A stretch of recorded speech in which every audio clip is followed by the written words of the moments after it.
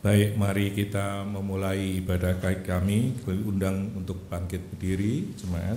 Mari kita menyanyikan Nyanyilah Nyanyian Baru, PKJ 27, bait yang pertama sampai ke-6.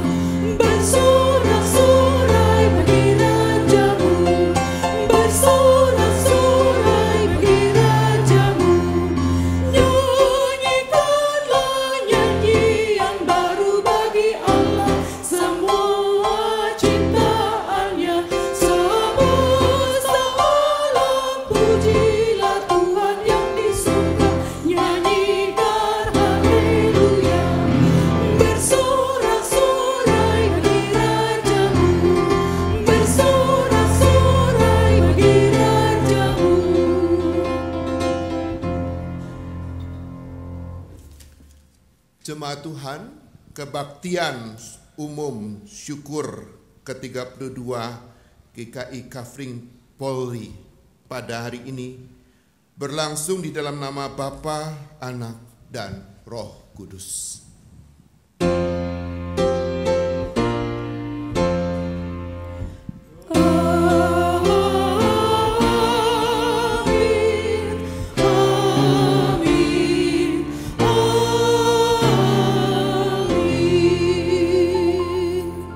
Karunia dan damai sejahtera dari Allah Bapa kita dan dari Tuhan kita Yesus Kristus menyertai saudara sekalian. Dan menyertai saudara juga. Jemaat Tuhan, sesuai dengan tema kebaktian kita pada hari ini, kemuliaan Tuhan memulihkan kehidupan, Saya akan membacakan Filipi pasal 1 ayat 20 sebagai kata pembuka dalam kebaktian saat ini. Dalam Filipi 1 ayat 20 kita mendengar Rasul Paulus berkata demikian. Sebab yang sangat kurindukan dan kuharapkan ialah bahwa aku Paulus dalam segala hal tidak akan beroleh malu. Melainkan seperti sedia kala, demikian pula sekarang, Kristus dengan nyata dimuliakan di dalam tubuhku, baik oleh hidupku maupun oleh matiku.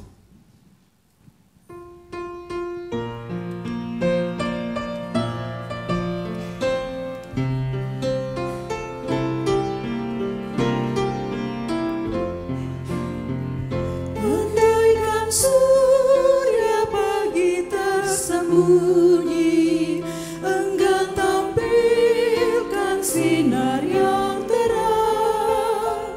Aku bayangkan hidup menyendiri dan kegelapan membuat seram. Tapi cahaya Tuhan menyinari sampai ke hati, akan tepiskan tirai halang pandang, terlihat surya yang cemerlang.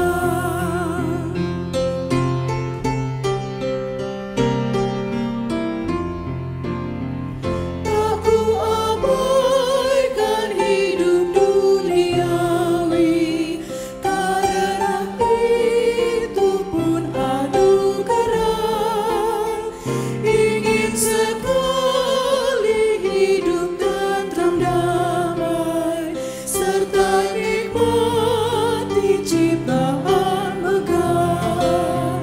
Tetapi puncak dambaan sejati, rupamu nanti akan kurai mahkota yang abadi, hidup di surga tenang. Mari jemaat Tuhan, dalam kerendahan hati kita periksa kehidupan kita dan setiap dosa dan salah yang kita sadari. Mari kita mohonkan pengampunannya dari Tuhan. Mari kita berdoa. Betapapun kami ingin hidup sempurna, tanpa salah, tanpa dosa. Sayangnya Bapa Sorgawi, kami tidak bisa. Selalu saja ada dosa dan salah yang kami lakukan. Dengan kata, dengan perbuatan, dengan perasaan, dengan pemikiran. Dan itu nyata pada hari-hari yang sudah berlalu. Untungnya Tuhan, Engkau mengerti siapa kami. Di atas semuanya Engkau selalu mengasihi dan mengasihani kami.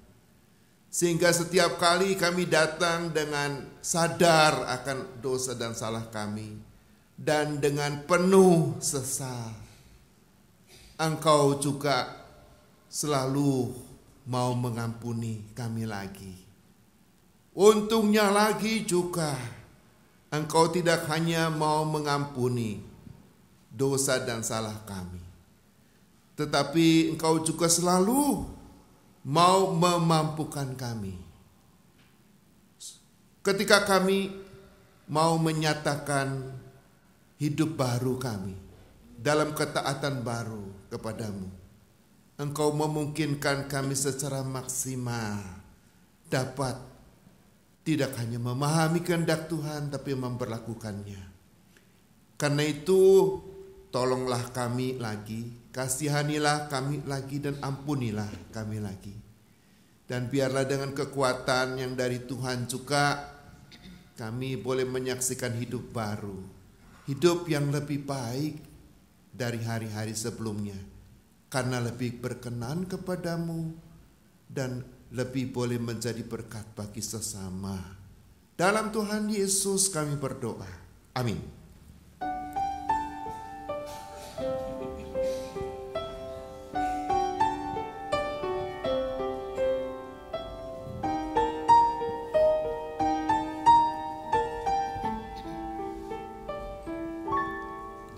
Sejenak aku menoleh pada jalan yang telah ku tempuh.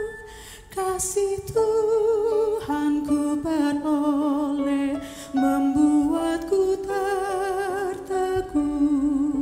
Jalan itu penuh liku, kadang-kadang tanpa terang, tapi Tuhan membimbingku hingga aku tercengang. Kasih Tuhan membimbingku dan hatiku pun tenang.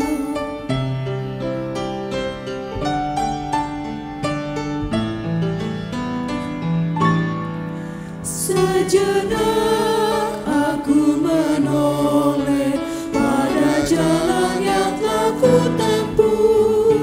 Kasih Tuhanku beroleh membuatku terteguh. Jalan itu penuh liku, kadang-kadang tanpa terang, tapi Tuhan membimbingku hingga aku tercengang. Kasih Tuhan membimbingku dan hatiku pun tenang.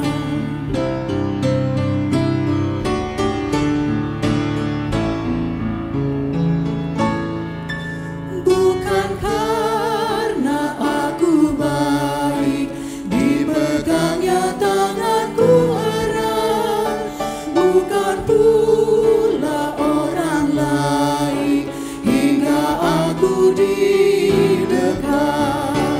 Oh, betapa aku heran dilimpahkannya terbaik. Dengan apa ku nyatakan kasih Tuhan yang ajaib. Ku lakukan, ku sebarkan kasih Tuhan yang ajaib.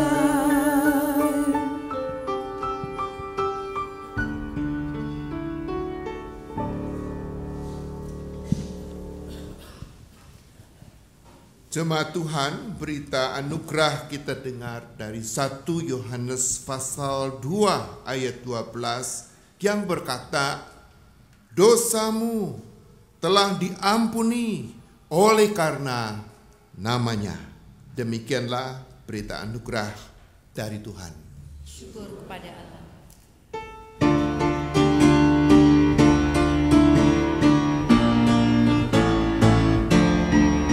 Salam kawanku, salam kawanku, salam, salam. Damai Kristus besertamu. Salam, salam. Salam kawanku, salam kawanku, salam.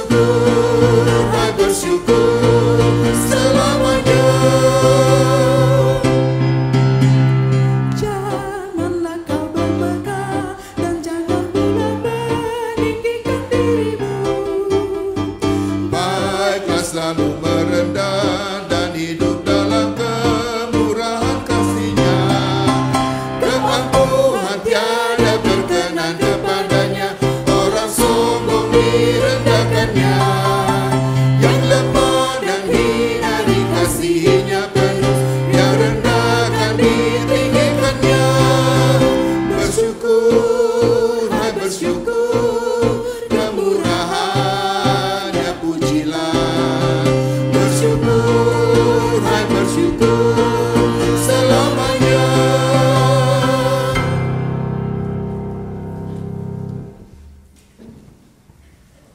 Jemaat Tuhan, tiba saatnya kita akan membaca bagian-bagian Alkitab dan kita juga akan merenungkannya lewat pemberitaan firman. Mari sebelumnya kita berdoa mohon pertolongan Roh Kudus Tuhan. Bapa Surgawi, pertama-tama kami bukanlah orang-orang yang cakap untuk mendengarkan, apalagi untuk memahami, terlebih lagi melakukan firman-Mu. Karena itu Roh Kudus Tuhan, mampukan kami pertama-tama untuk mendengarkan firman Tuhan. Mampukan kami juga karena itu untuk memahami baik kehendak Tuhan, pikiran Tuhan, dan hati Tuhan. Supaya selanjutnya kami memberlakukan firman Tuhan dan hidup sehati dan sepikir dengan Tuhan dalam hidup kami sehari-hari. Sebab kalau itu yang terjadi, hidup kami pasti dari waktu ke waktu akan berubah. Makin hari makin berkenan kepada Tuhan, makin hari menjadi berkat Tuhan yang semakin nyata, semakin luas dalam hidup kami di tengah sesama. Roh Kudus Tuhan, karena itu hadirlah saat ini, berkaryalah dalam setiap kami, juga dalam hamba-Mu yang akan sampaikan firman Tuhan. Berbicara juga lewat firman Tuhan yang dibacakan. Kami percaya Engkau mendengar doa kami dan menolong kami, sebab dalam Tuhan Yesus kami berdoa. Amin.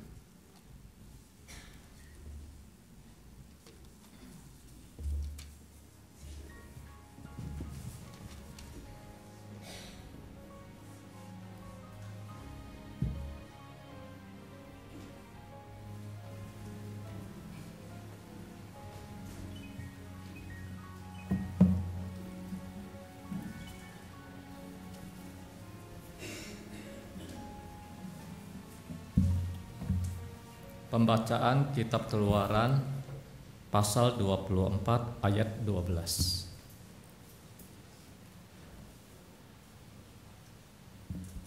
Musa di Gunung Sinai. Tuhan berfirman kepada Musa, "Naiklah menghadap aku ke atas gunung dan tinggallah di sana. Maka aku akan memberikan kepadamu loh batu, yakni hukum dan perintah yang telah kutuliskan untuk diajarkan kepada mereka." Lalu bangunlah Musa dengan Yosua abdinya. Maka naiklah Musa ke atas gunung Allah itu.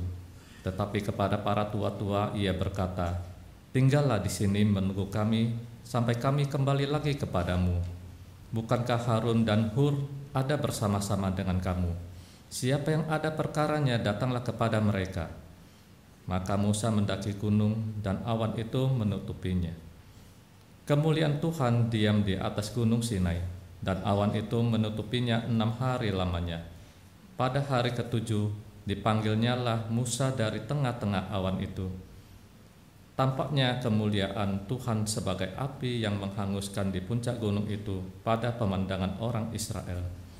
Masuklah Musa ke tengah-tengah awan itu dengan mendaki gunung itu. Lalu tinggallah ia di atas gunung itu 40 hari dan 40 malam lamanya.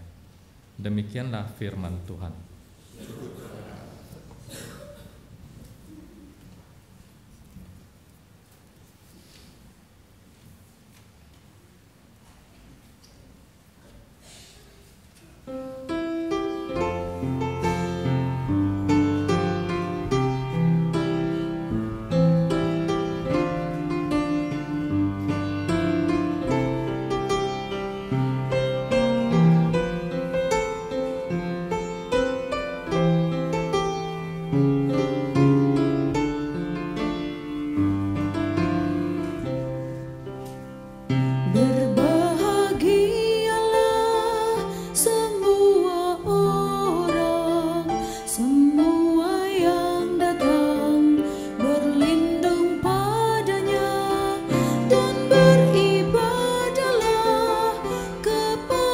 Tuhan, ciumlah kakinya dengan gemetar.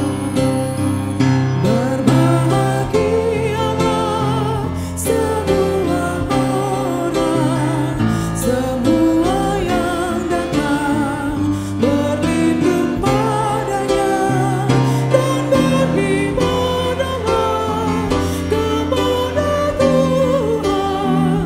Ciumlah kakinya dengan gemetar.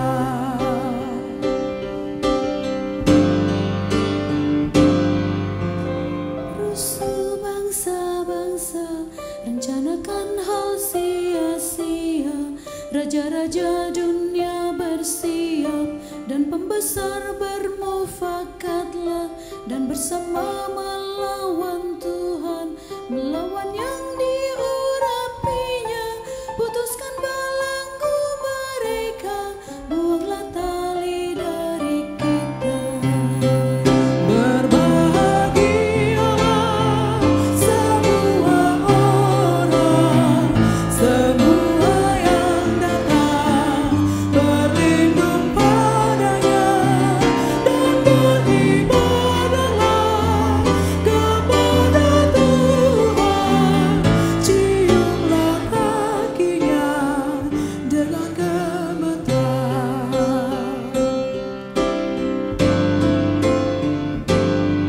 Ia bersemayam dalam sorga, tertawa mengolok mereka. Dalam amarahnya yang dahsyat, dalam murkanya ia berkata, akulah yang melantik raja di Sion gunungku yang kudus. Putuskan belenggu mereka, buanglah tali dari kita. Berbahagialah semua orang, semua yang datang berlindung padanya dan beribadahlah kepada Tuhan. Ciumlah kakinya dengan gemetar.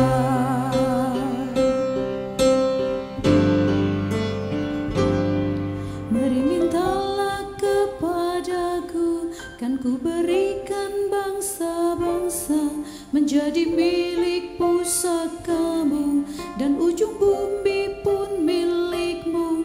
Dengan memakai gada besi, mereka akan kau rembukan bagai tembikar tukang priuk. Mereka akan dipecahkan. Berbahagialah semua orang, semua yang datang berlindung padanya dan beribadahlah kepada Tuhan. Ciumlah kakinya dengan gemetar.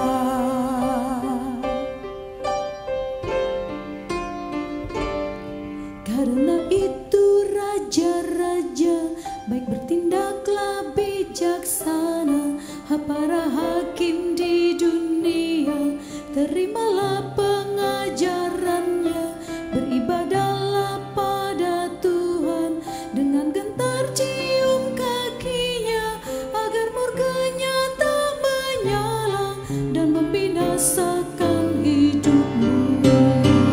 Berbahagialah semua orang, semua yang datang berlindung padanya dan beribadahlah kepada Tuhan. Ciumlah kakinya dengan gemetar.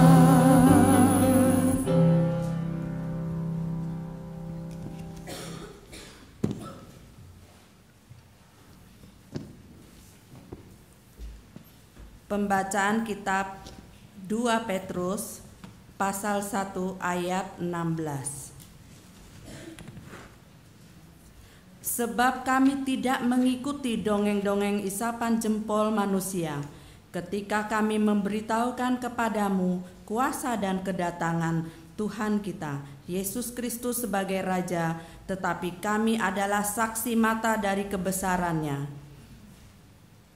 Kami menyaksikan bagaimana Ia menerima kehormatan dan kemuliaan dari Allah Bapa ketika datang kepadanya suara dari Yang Maha Mulia yang mengatakan, "Inilah anak yang kukasihi, kepadanyalah aku berkenan."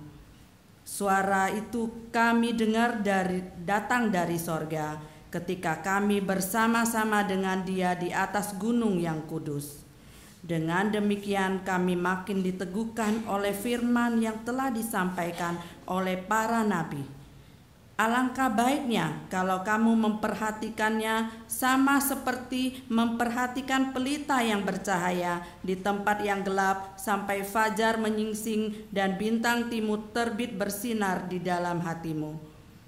Yang terutama harus kamu ketahui ialah bahwa nubuat-nubuat dalam kitab suci tidak boleh ditafsirkan menurut kehendak sendiri, sebab tidak pernah nubuat dihasilkan oleh kehendak manusia, tetapi oleh dorongan Roh Kudus orang-orang berbicara atas nama Allah. Demikianlah firman Tuhan. Bacaan ketiga dari kitab Injil Tuhan Yesus Kristus diambil dari Matius pasal 17 ayat yang pertama sampai dengan ayat yang ke-9. Dalam bagian ini kita mendengar firman Tuhan berkata demikian. 6 hari kemudian Yesus membawa Petrus, Yakobus, dan Yohanes saudaranya, dan bersama-sama dengan mereka Yesus naik ke sebuah gunung yang tinggi. Di situ mereka sendirian saja. Lalu Yesus berubah rupa di depan mata mereka. Wajahnya bercahaya seperti matahari, dan pakaiannya menjadi putih bersinar seperti terang. Maka nampak kepada mereka Musa dan Elia sedang berbicara dengan Yesus. Kata Petrus kepada Yesus, "Tuhan, betapa bahagianya kami berada di tempat ini.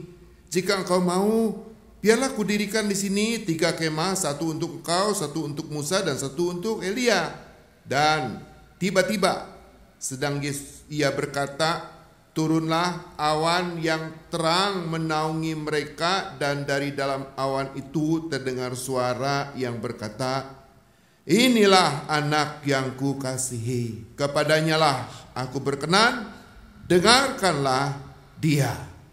Mendengar itu tersungkurlah murid-muridnya dan mereka sangat ketakutan.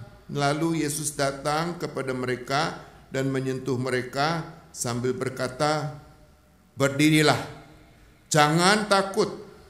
Dan ketika mereka mengangkat kepala, mereka tidak melihat seorang pun kecuali Yesus seorang diri. Pada waktu mereka turun dari gunung itu, Yesus berpesan kepada mereka, "Jangan kamu ceritakan penglihatan itu kepada seorang pun sebelum Anak Manusia dibangkitkan dari antara orang mati." Sedemikian jauh pembacaan Injil Tuhan Yesus Kristus. Berbahagialah setiap orang yang mendengarkannya dan yang memeliharanya dalam hidupnya. Haleluya.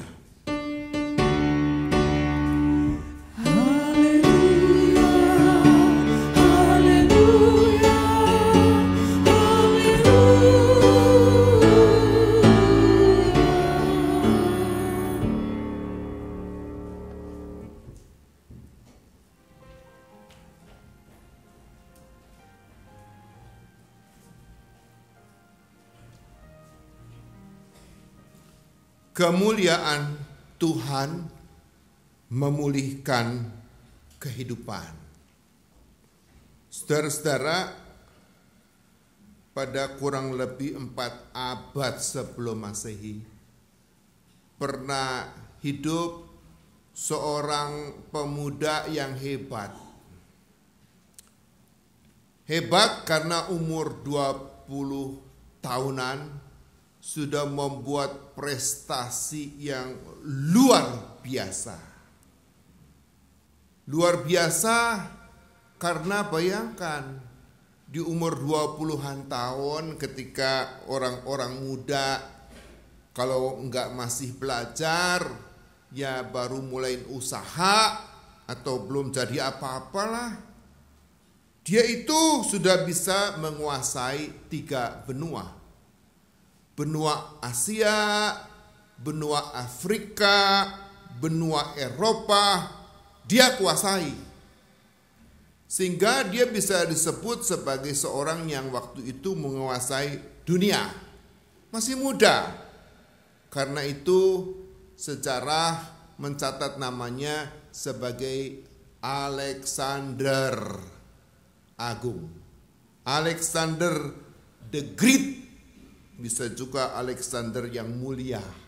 Saudara-saudara, tentang Alexander yang agung dan mulia ini ada cerita. Satu hari kepadanya dibawa seorang muda, seorang residivis muda tapi selalu ngulang-ngulangin terus kesalahannya. Sampai orang-orang sekitarnya kewalahan. Dan mereka bilang kali ini sih bawa langsung aja sama raja. Biar raja yang putuskan hukumannya. Biar dikasih seberat mungkin. Di hadapan Raja Alexander, raja melihat pemuda itu masih muda tapi kok sudah jadi penjahat kambuhan. Jadi raja tanya, hai orang muda, penjahat kambuhan, nama kamu tolong kasih tahu siapa namamu. Tapi biarpun penjahat kambuhan, pemuda ini kayaknya rada susah deh sebut namanya. Sebab disuruh kasih tahu namanya cuman bisanya nama saya. Raja bilang, kamu ini sebut nama saja susah. Katanya penjahat kambuhan. Siapa nama kamu? Lagi-lagi dia, nama saya. Sampai akhirnya raja marah. Sebutkan namamu, siapa? Pemuda itu akhirnya sebut namanya. Nama saya raja, nama saya Alexander. Sama namanya sama raja. Raja kaget. Dia bilang, kamu, namamu Alexander, sama kayak saya. Tapi kamu bikin malu orang yang punya nama Alexander. Kamu tahu, nama Alexander itu nama yang mulia agung. Seperti saya. Kamu jadi penjahat. Kamu bikin malu saya. Pemuda itu ketakutan setengah mati. Dia berlutut, dia minta maaf, dia minta ampun, kata raja.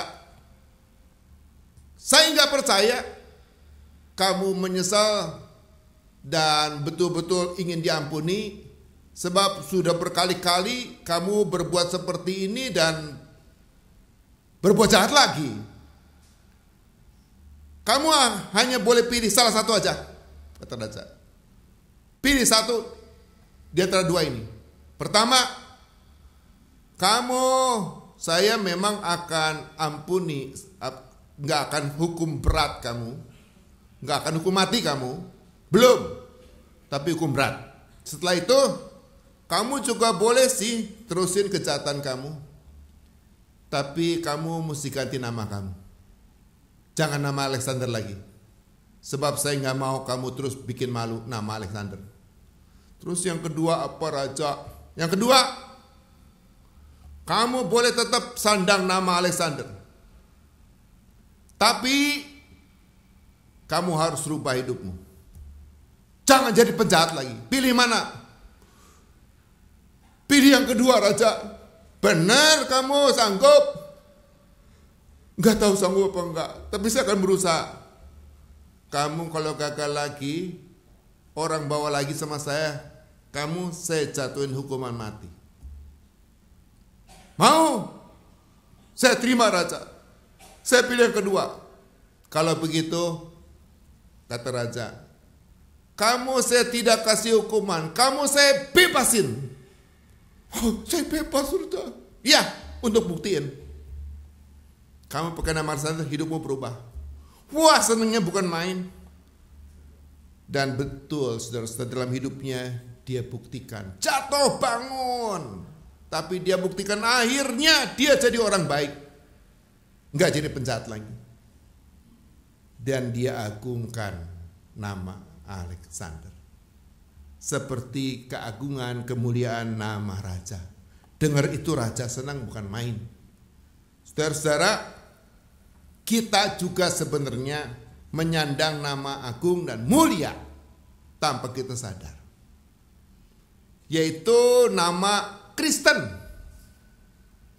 Nama itu jadi begitu agung, mulia, karena dia terkait kepada Kristus, yang oleh Ibrani dikatakan dia itu cahaya kemuliaan Allah.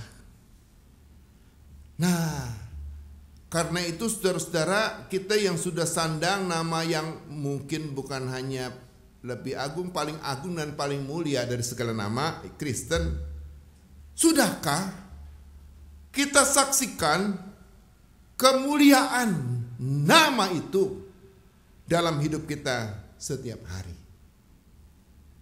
Bagaimana caranya agar hidup kita dapat saksikan kemuliaan nama Kristen yang terkait dengan Kristus? Karena itu kita juga saksikan Kristus dalam hidup kita.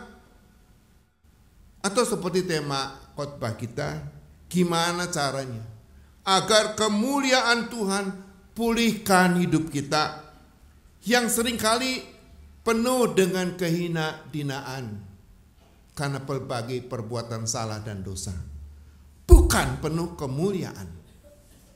Belajar dari Yesus ketika dia mengalami transfigurasi, dia mengalami pemuliaan dirinya oleh Allah di satu gunung yang tinggi di hadapan 3 orang muridnya, Petrus, Yakobus, Yohanes, juga di hadapan 2 tokoh rohani, tokoh besar rohani Israel, Musa dan Elia, serta di hadapan Allah yang hadir dalam awan-awan.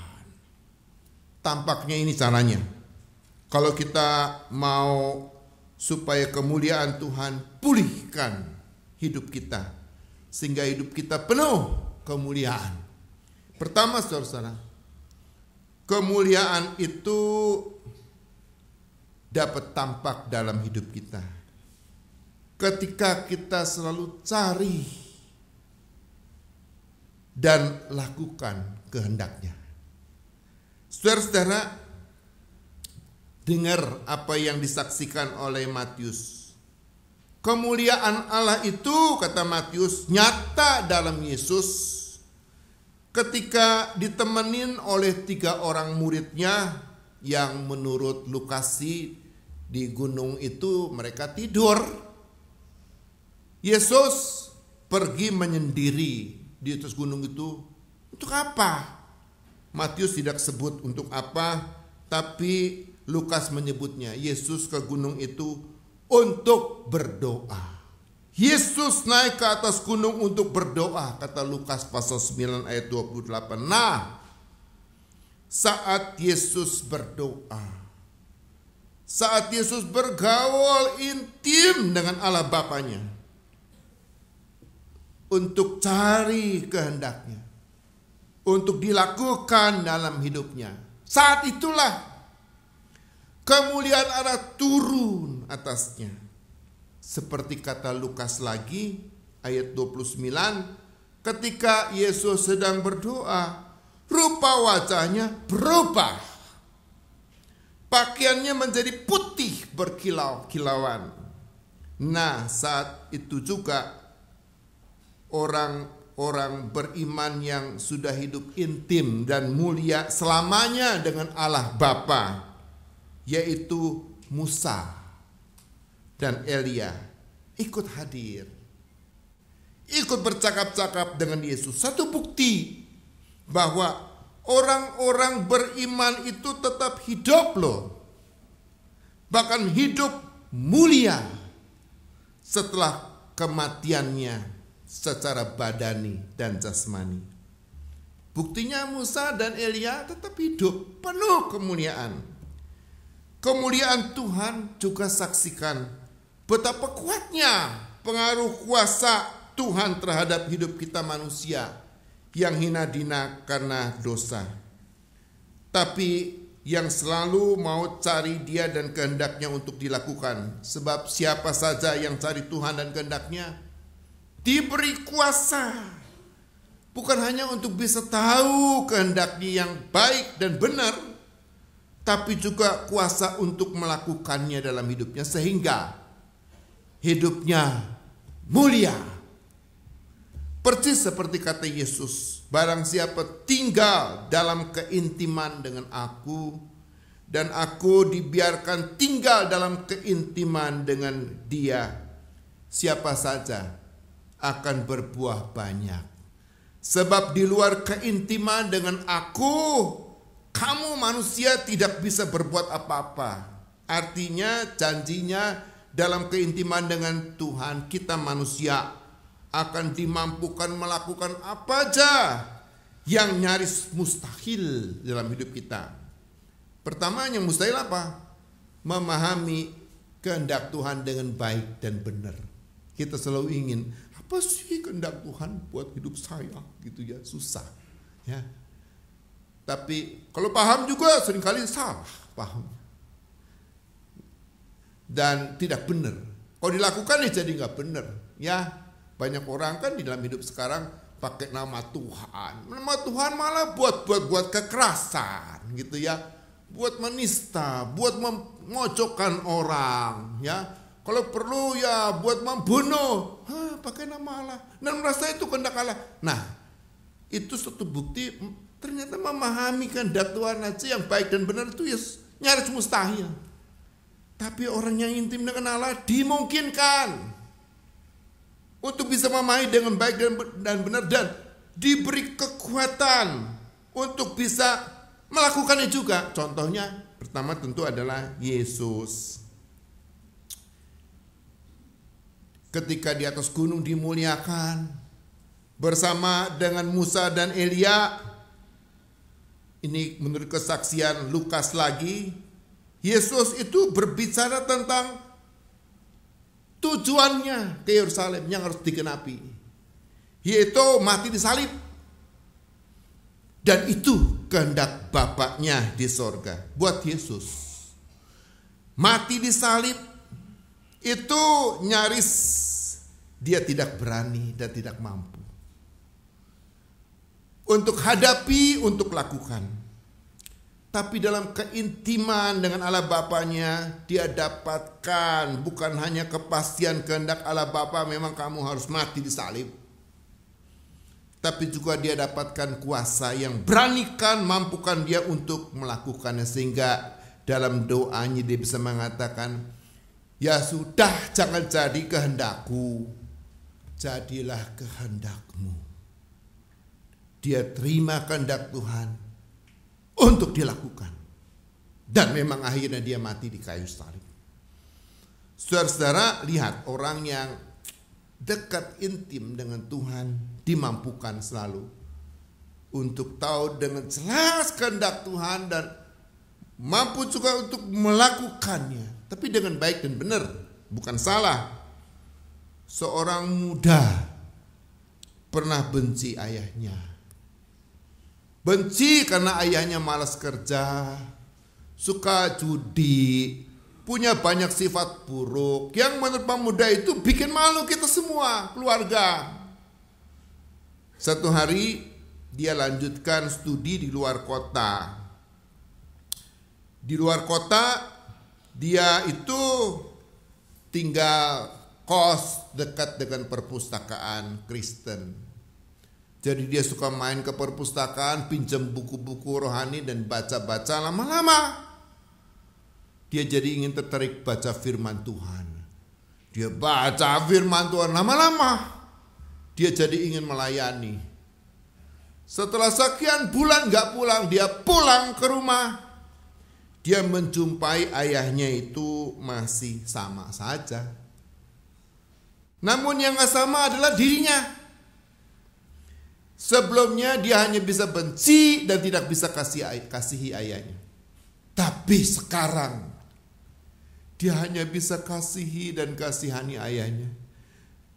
Dia bisa bercucur air mata dan gak bisa benci lagi ayahnya. Saudara-saudara, ayahnya menyadari anak yang kurang ajar ini kok sekarang berubah. Ayahnya jadi sayang. Dia sepertinya dulu dijelek-jelekin sama ayah, sekarang ayah cerita yang bagus-bagus tentang ayahnya, tentang anak ini. Karena dia berubah, dia sayang sama saya. Ayahnya seperti memuliakan dia. Menjelang mati ayahnya justru paling dekat dengan dia, lebih dekat dari semua anak-anaknya yang lain. Dan dia bersyukur, aku bisa begini ini. Kelihatannya karena aku intim dengan Tuhan.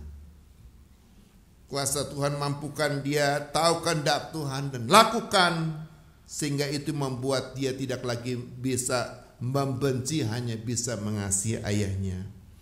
Itulah kemudian hidup yang Tuhan janjikan mau dia berikan kepada siapa saja di antara kita yang selalu mau bergaul intim dengan Allah, selalu cari kehendaknya untuk dilakukan. Yang kedua, kemudian Tuhan juga tampak dalam hidup kita ketika hidup kita memang berubah jadi lebih baik dan lebih benar. Kemuliaan Tuhan tidak hanya nampak dalam mujizat. Bayangannya, wah, kemuliaan Tuhan itu mesti dalam mujizat. Contohnya ya seperti orang buta itu loh, satu hari ketemu dengan Tuhan Yesus dan para murid buta sejak lahir. Muridnya bilang, kayaknya dia buta karena dosanya ya atau dosa orang tuanya. Yesus bilang, dia buta sejak lahir bukan karena dosanya, bukan karena dosa orang tuanya, tapi supaya orang bisa melihat kuasa Allah, kemuliaan Allah bekerja dalam dirinya. Dan Tuhan memang nyatakan kuasa dan kemuliaannya sehingga bisa celik matanya. Ya, dalam mukjizat kemuliaan Tuhan nyata, tapi seumumnya kemuliaan Tuhan itu tampak nyata dalam kehidupan orang beriman yang berubah, yang dipulihkan, makin hari makin baik, makin hari makin benar. Mengapa Yesus berpesan kepada para muridnya, kamu jangan ceritain loh pengalaman penglihatan ini kepada siapapun sebelum anak manusia bangkit dari antara orang mati. Bahkan mungkin maksudnya setelah bangkit naik ke sorga dan balik lagi dengan Roh Kudus. Sebab Roh Kudus itu bisa mampukan dan tolong para murid untuk hidupnya berubah. Sebab Yesus mengantisipasi kalau para murid itu senang kasih kesaksian yang bagus-bagus, sangat rohani, ya, pengalaman-pengalaman istimewa, hidup nggak berubah dan masih melakukan hal-hal seperti orang dunia, pasti deh orang-orang akan tersandung. Orang bilang, lah kamu ceritain tentang perkara-perkara rohani yang bagus-bagus, hidupmu sendiri itu loh. Lihat gak tersandung kan? Tapi Yesus juga mengantisipasi, kalau kamu justru hidup berubah, kamu gak usah cerita-cerita tentang perkara-perkara rohani, juga penglihatan-penglihatan macam-macam. Hidup kamu itu akan mempengaruhi sekali orang. Orang akan memuliakan hidupmu, memuliakan Tuhan juga. Sebab hidupmu yang berubah tidak bisa menjadi batu sandungan kalau berubahnya jadi lebih baik dan lebih benar. Saya kira ada benernya toh. Pernah ada seorang pemuda pecandu narkoba, Kristen, tapi ya pergaulan membuat dia jadi pencandu narkoba. Dan ketika satu-satu temannya mati, dia ketakutan akan mati. Baru pernah dia ketakutan akan mati. Jadi baru pernah juga dia menjerit memanggil nama Tuhan, minta tolong, Tuhan tolong saya tidak mau mati seperti teman-teman saya. Tapi saya juga gak kuat, sebab setiap kali kalau saya sakau, saya selalu terima lagi. Narkoba yang dikasih oleh teman saya, tolong saya supaya bisa tolak. Dia bertolak begitu rupa, baru pernah dia coba pendekat kepada Tuhan, dan kali ini baru pernah temannya mau kasih lagi dalam keadaan sakau, dia tolak, dia nggak mau terima. Temannya bilang, mati lo kalau nggak pakai lagi, mati lo, pakai gratis kok. Nggak mau, nggak mau. Padahal dia lagi sakau. Dia melewati masa kritis, dia tetap menolak lagi untuk pakai, dan dia tertolong, nggak mati. Saat itu dia mulai bekerja, usahanya diberkatin Tuhan, punya banyak pegawai, sekarang rumahnya bagus bertingkat, ya. Dan kemana-mana yang nggak pernah dia lupakan melayani, termasuk bersaksi di mana aja. Dan kalau dia bersaksi dan mengatakan, saya itu dulu mesti sudah mati, seperti si Anu teman saya waktu candu narkoba. Saya bisa selamat dan berubah dari nyusahin keluarga sekarang jadi berkat buat keluarga dan banyak orang lewat usaha.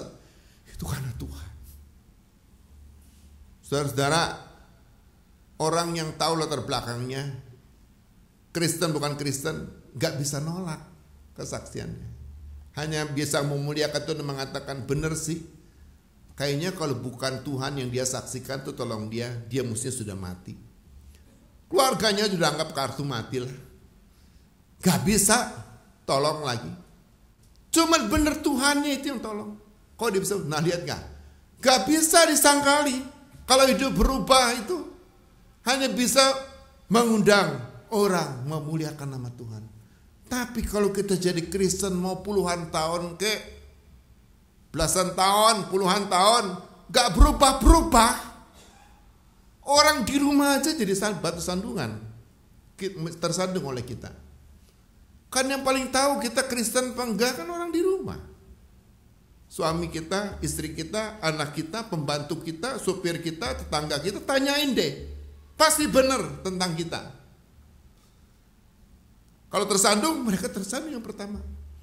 Tapi kalau kita berubah, mereka yang pertama-tama ikut diberkatin, memuliakan Tuhan.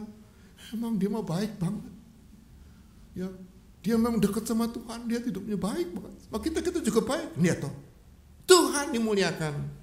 Apakah kita mau hidup berubah, dipulihkan sehingga hidup kita menghadirkan kemuliaan Tuhan? Kalau mau, memang kita harus cari selalu kesempatan-kesempatan untuk intim dengan Tuhan, supaya Tuhan mampukan kita mengerti kehendak-Nya, tapi cuma tidak hanya mampukan mengerti, bisa melakukannya juga. Dan biarkan Tuhan ubah hidup kita. Masa bodoh sebelumnya hidup kita kayak apa? Di rumah aja nyusahin anggota keluarga, pergaulan jadi troublemaker. Tapi biarkan mereka lihat hidup kita diubah oleh Tuhan, sehingga Tuhan menghadirkan kemuliaan dalam hidup kita. Dan yang paling penting, jangan tunda-tunda untuk menjadi intim dengan Tuhan, untuk biarkan Tuhan nyatakan dan kerjakan kehendak-Nya dalam hidup kita. Seperti seorang bapak yang sudah umur 50-an tahun, tunda terus jadi Kristen. Padahal temennya yang akrab, dari masih remaja terus sampai tua dia ingetin terus, lu kurang apa? Anak-anak semua udah menikah, usaha juga masih ada, istrimu baik. Nah, Tuhan sudah berkatin, terima Tuhan Yesus. Nanti mati lo repot loh, ya. Dari berdapat berkat nggak kemana-mana loh. Nah nanti aja lah. Ya jatuh dah. Tapi satu hari dia marah. Ya orang kan tergantung moodnya. Dia marah sampai bilang ke temannya, pokoknya kamu ya jangan ngomong-ngomong lagi Tuhan Yesus ya. Dari kita remaja sampai udah tua gini kamu terus ngomong Tuhan Yesus. Saya sudah ngerti kok. Kuncinya buat selamat tuh saya udah ngerti kok. Terletak dalam 3 kata aja. Maksudnya apa 3 kata itu? Kata teman Kristennya. Ya sebelum mati gue ucapin aja, Yesus aku percaya gue selamatkan. selamat nggak? Teman Kristennya bilang, ya lu mungkin selamat sih kalau lu ngomong dengan hati. Ya, atau 3 kata yang lain. Yesus ampunin saya, 3 kata, gue selamat kan? Temannya diam aja. Ya udah, karena itu lu pasti setuju kan, lu jangan ngomong lagi ya. Kalau lu ngomong tentang Yesus, putus hubungan kita. Terus teman Kristen dia sudahlah karepmu wae lah, ya. Masa bodoh lah kamu. Dan setelah itu ya biasa lagi, satu pagi si bapak ini mau nyebrang jalan, kayak mau ke Indomaret atau Alfamaret beli keperluan hari-hari. Tapi umur itu nggak bisa bohong. Biasanya kiri kanan lihat gitu ya, cekatan. Ini mah dia lupa, dia nyebrang aja. Dia nggak lihat tuh dari sebelah kiri ada orang remaja lagi naik motor, gitu loh. Dia nyebrangnya enak. Waduh, si remaja itu ngerem, tau nggak? Cuman udah mau menghindar tapi nggak bisa. Belakang motor tuh sempat nenggol dia, kayak ngepot. Jatuh, kepalanya si bapak sentuh trotoar dulu. Kayaknya si retak nih, karena banyak darah keluar dari kepalanya. Sekarat dia. Wah, si remaja itu balik lagi. Baik remaja, lihat, aduh kasihan banget. Pak, saya minta maaf Pak. Tadi saya udah rem loh Pak. Saya nggak tahu, Bapak kayaknya nyebrang aja nggak tahu kiri kanan. Pak, aduh minta maaf Pak. Orang-orang juga ribut cari ambulans segala macam. Si bapak itu dalam sekarat masih bisa lihat remaja itu minta maaf. Dalam keadaan sekarat, matanya sipit. Terus benar-benar sebelum mati dia sebut 3 kata. Dia bilang begini sama remaja itu.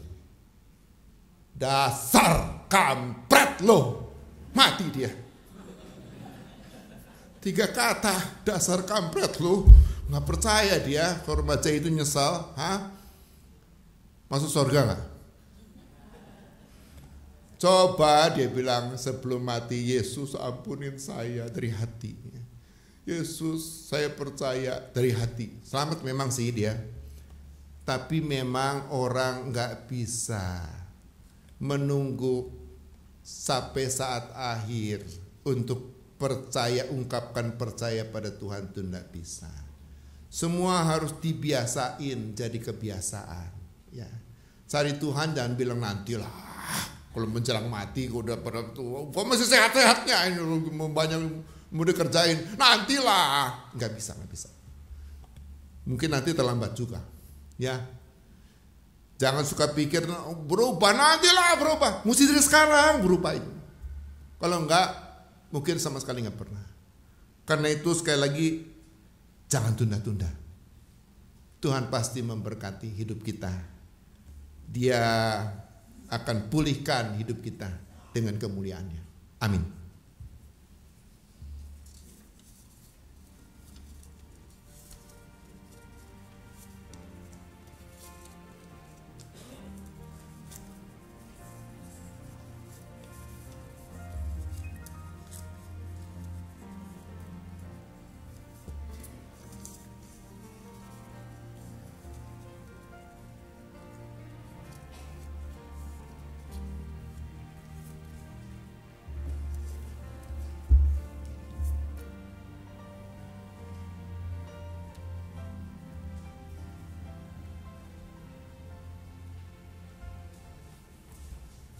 Umat Tuhan, dengan berdiri dan marilah kita bersama dengan umat Allah di masa lalu, masa kini dan masa depan kita mengingat pengakuan baptisan kita menurut pengakuan iman rasuli. Aku percaya kepada Allah, Bapa yang Maha Kuasa, Khalik langit dan bumi, dan kepada Yesus Kristus, Anak yang tunggal Tuhan kita, yang dikandung dari Roh Kudus, lahir dari anak darah Maria, yang menderita sengsara di bawah pemerintahan Pontius Pilatus, disalibkan, mati dan dikuburkan, turun ke dalam kerajaan maut. Pada hari yang ketiga bangkit pula dari antara orang mati, naik surga, duduk sebelah kanan Allah, Bapa yang Maha Kuasa. Dan dari sana ia akan datang untuk menghakimi orang yang hidup dan mati. Aku percaya kepada Roh Kudus, gereja yang kudus dan am, persekutuan orang kudus, pengampunan dosa, kebangkitan orang mati dan hidup yang kekal. Silakan duduk.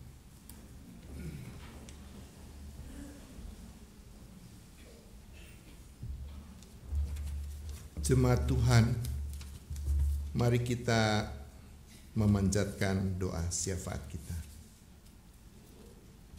Bapa Surgawi, 32 tahun sudah Engkau pimpin perjalanan hidup kami, jemaat-Mu di Kafling Polri ini. Kami boleh menyaksikan lewat seluruh tahun-tahun yang kami sudah lewati, pimpinan, penyertaan, dan pemeliharaan Tuhan yang nyata. Silih berganti pendeta, silih berganti juga jemaat. Ada yang datang, ada yang pergi. Namun ya Tuhan, kami bersyukur bahwa gereja Tuhan di tempat ini boleh tetap diberkatin oleh Tuhan. Biarlah Engkau boleh menolong agar jemaat Tuhan semakin hari bukannya semakin beriman, semakin mengasihi, dan semakin berharap kepadamu. Tapi juga jemaat-Mu dapat menyatakan iman, kasih, dan harapannya secara nyata. Sebagai gereja dalam program-program kerjanya, sebagai pribadi dalam kehidupan berkeluarga, dalam kehidupan bekerja, dan dalam kehidupan bermasyarakat. Sehingga kemuliaan Tuhan boleh nyata di dalam kehidupan bergereja, juga dalam kehidupan kami pribadi, bekerja, dan berkeluarga serta bermasyarakat. Bapa di sorga, kami juga mau berdoa bagi pergumulan jemaat Tuhan yang sampai kini belum bisa menuntaskan pengurusan izin rumah ibadahnya. Engkau yang mengetahui situasi Indonesia, teristimewa Jakarta. Di tengah-tengah tidak mudahnya untuk mengurus perizinan rumah ibadah. Biar Tuhan Engkau sendiri yang boleh memungkinkan. Engkau mengetuk hati pihak-pihak terkait, sehingga akhirnya sungguh-sungguh izin rumah ibadah itu boleh keluar dan memberi rasa aman buat jemaat Tuhan untuk terus boleh mengembangkan ibadahnya kepada Tuhan di tempat ini. Bapa Surgawi, kami juga mau berdoa buat pergumulan jemaat Tuhan, bergumul dalam permasalahan keluarga, pekerjaan, juga pencarian teman hidup, penantian kehadiran anak dalam keluarga, juga pergumulan studi, dan lain sebagainya. Kami percayakan berbagai pergumulan ini Tuhan di dalam pertolongan-Mu yang kami yakin selalu datang kepada setiap anak-anak Tuhan tepat pada waktunya. Kami juga mau berdoa bagi jemaat Tuhan yang sedang sakit dan sedang dalam pemulihan, serta mereka yang lanjut usia. Biar Tuhan Engkau hadir di dalam segala kelemahan tubuh mereka, memberi kepada mereka segala kekuatan dan pertolongan Tuhan, sehingga mereka tetap boleh hidup bersyukur kepada Tuhan dan bersukacita di dalam Tuhan.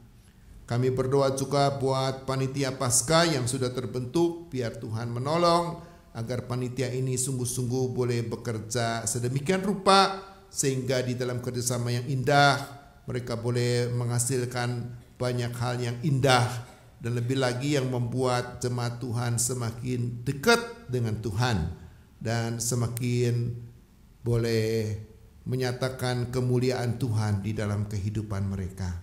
Bapa di surga, inilah doa-doa kami, dengarkanlah, kabulkanlah, sebab kami berdoa dalam Yesus yang sudah ajarkan kami berdoa.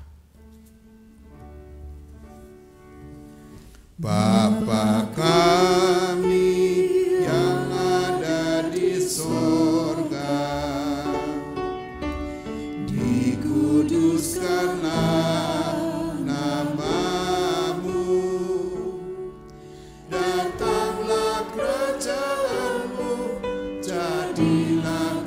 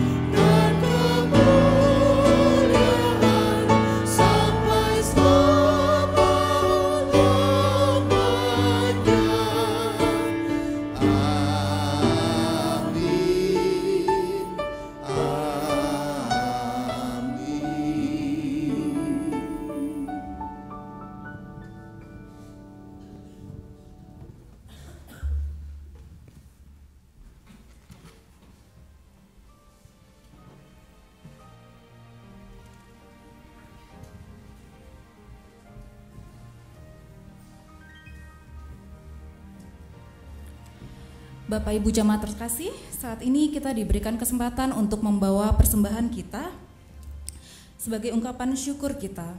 Nats persembahan diambil dari Mazmur 96 ayatnya ke-8. Berilah kepada Tuhan kemuliaan namanya, bawalah persembahan dan masuklah ke pelatarannya. Mengiringi kantong persembahan diedarkan, kita akan menyanyikan nyanyian umat dari NKB 197, Besarlah Untungku.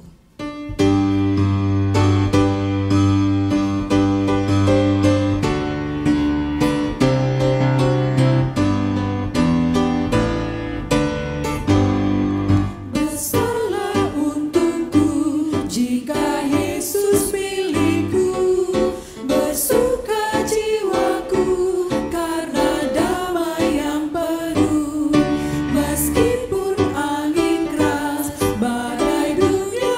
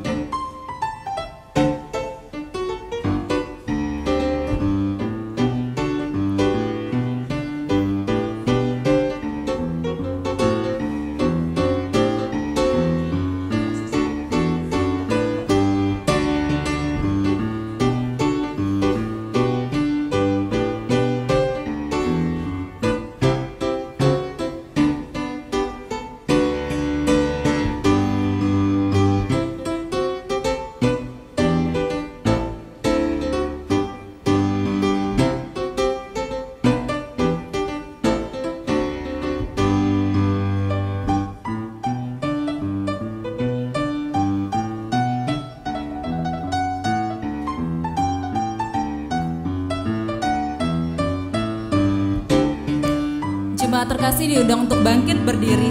Sekarang hidupku sungguh mulia benar, di dalam kasih-Nya aku selalu bergemar. Baitnya yang keempat. Sekarang hidupku sungguh mulia benar, di dalam kasih-Nya ku selalu bergemar. Janji-Nya ku dengar, karena Yesus pilihku, ku sambut datang-Mu dalam rumah Bapa-Ku. Benar-benar bersalah untukku, benar-benar bersalah untukku, benar-benar bersalah untukku. Ketika Yesus sungguhlah tetap milikku. Kita satu dalam doa. Bapa yang Maha Kasih, kami bersyukur dan berterima kasih untuk setiap berkat yang telah Tuhan melimpahkan dalam hidup kami. Saat ini Engkau memberikan kami kesempatan untuk membawa persembahan kami. Kiranya apa yang kami bawa pada hari ini dapat menjadi berkat bagi sesama kami. Dan biarlah kami memberikan persembahan ini dengan penuh sukacita dalam hati kami. Kami juga berdoa untuk setiap orang yang telah Engkau percayakan untuk mengelola dan menyalurkannya. Biarlah persembahan ini dapat tersalurkan dengan bijaksana. Biarlah kemuliaan Tuhan saja yang terus dimuliakan. Kami telah berdoa dalam nama Tuhan Yesus Kristus, kami telah berdoa juga mengucap syukur. Amin.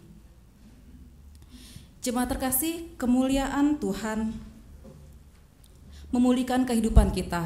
Biarlah kemuliaan Tuhan terus dinyatakan dalam hidup kita. Nyanyian umat dari Kidung Jemaat 400, Kudaki Jalan Mulia.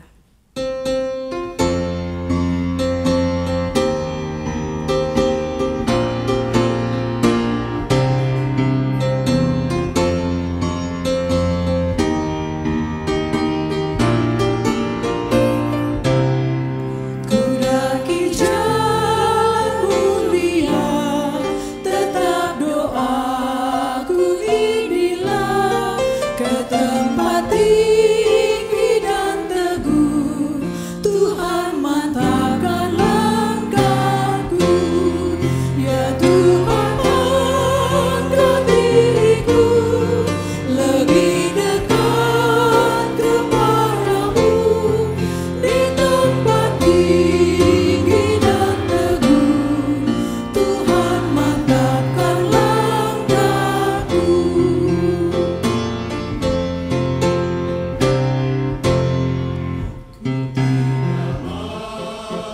Menetap di dalam bimbang dan gelap, rinduanku, tujuanku, tempat yang tinggi dan teguh. Ya Tuhan, angkat diriku lebih dekat kepadamu, di tempat tinggi dan teguh, Tuhan mantapkan langkahku. Ku ingin hidup yang benar, jauh dari tindak yang cemar. Umat kudus memanggilmu ke tempat tinggi dan teguh. Ya Tuhan, angkat diriku lebih dekat kepadamu, di tempat tinggi dan teguh, Tuhan mantapkan langkahku.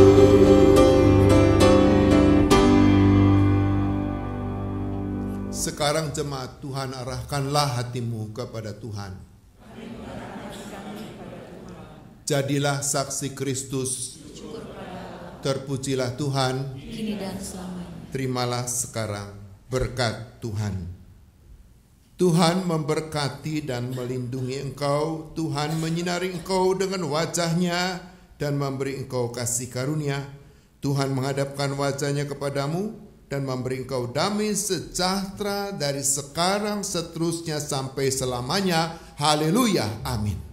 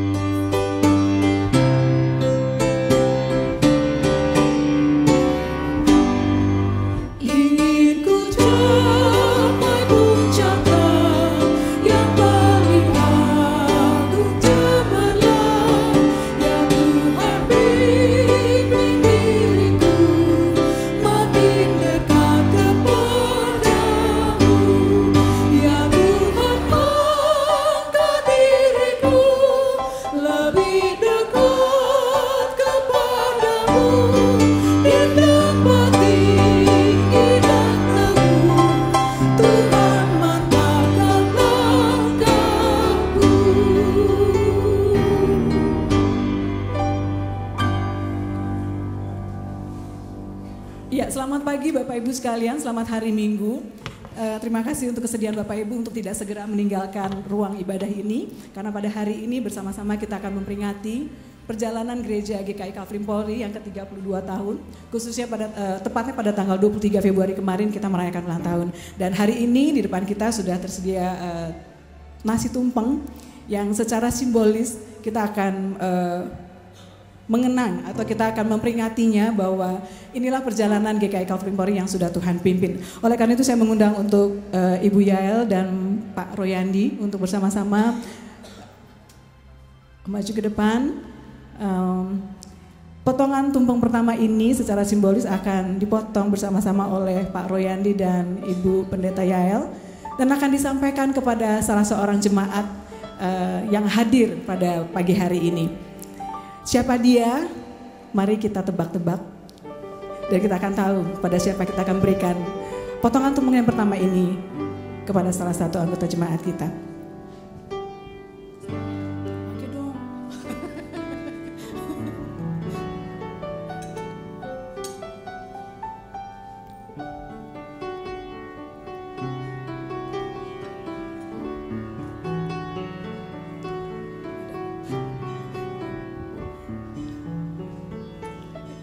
Iya, Ibu Yael akan menyampaikannya dan akan bersama-sama dengan Pak Royandi. Pak, boleh ngikutin Pak? Ikutin Bu Yael Pak, nanti Bu Yael takut hilang. Iya, kepada siapa potongan tumpeng ini akan diberikan? Kita tepuk tangan, potongan tumpeng ini diberikan kepada Pak Waluyo. Iya, Pak Waluyo salah satu dari anggota jemaat GKI Kafrim Polri yang sangat setia dan selalu menempati tempat duduk di tempat itu. Dia tidak pernah berpindah. Gak pernah maju di depan, gak pernah duduk di belakang, tapi selalu di dekat pintu itu. Namanya Pak Waluyo, Bapak Ibu. Nanti silakan kalau belum kenalan ya. Iya.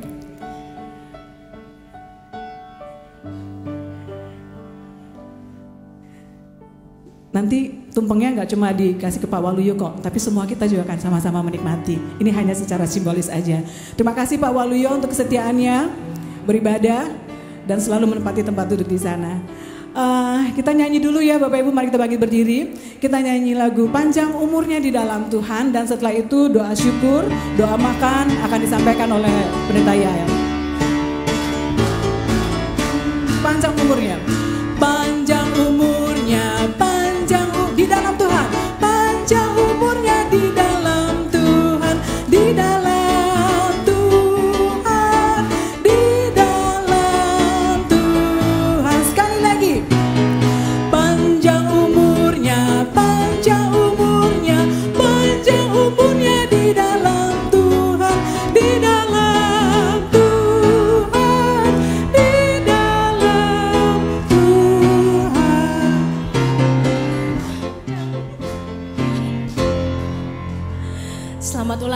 buat kita semua.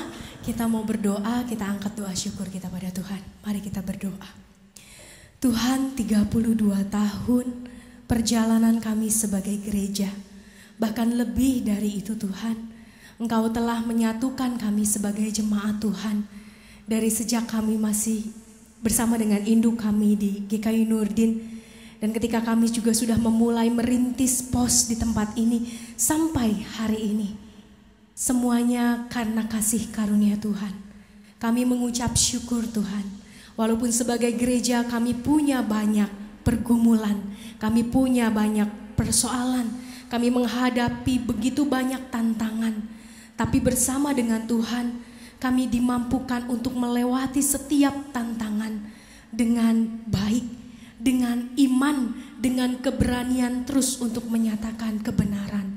Tuhan, kiranya Engkau yang terus memimpin jemaat ini dari hari ini sampai hari-hari berikut, tahun-tahun berikut, sampai Tuhan datang kembali ke dunia. Biarlah kami menjadi gereja Tuhan yang setia. Kami bisa terus menjaga iman, pengharapan, dan kasih kami kepada Tuhan. Dalam setiap keadaan, dalam setiap tantangan, kami percaya Engkaulah sang kepala gereja kami. Maka kami tidak perlu khawatir, karena Kaulah gembala kami yang hidup, yang akan mencukupkan segala sesuatu bagi pelayanan, kehidupan, dan persekutuan gerejamu di tempat ini. Dan kami juga terus mau mengucap syukur Tuhan dalam pelayanan kami sebagai jemaat Tuhan. Biarlah GKI Kafling Polri semakin hari semakin menjadi berkat dan menjadi perpanjangan tangan Tuhan, baik bagi masyarakat ataupun bagi siapapun yang mengenal kami sebagai anak Tuhan, sebagai gereja. Jadi biarlah Tuhan Roh-Mu terus menyertai kami, membimbing kami, menuntun kami, dan menerangi setiap jalan kami. Sehingga dalam suka maupun duka, dalam susah maupun senang, nama Tuhan terus dimuliakan. Inilah ucapan syukur serta permohonan kami yang kami naikkan hanya di dalam satu nama, Tuhan Yesus Kristus. Amin. Kita akan mengikuti prosesi keluar, lalu Bapak Ibu sekalian bisa bersalaman. Kita berjumpa di sebelah. Nah, kita akan merayakan bersama ulang tahun kita ke-32. Tuhan Yesus memberkati.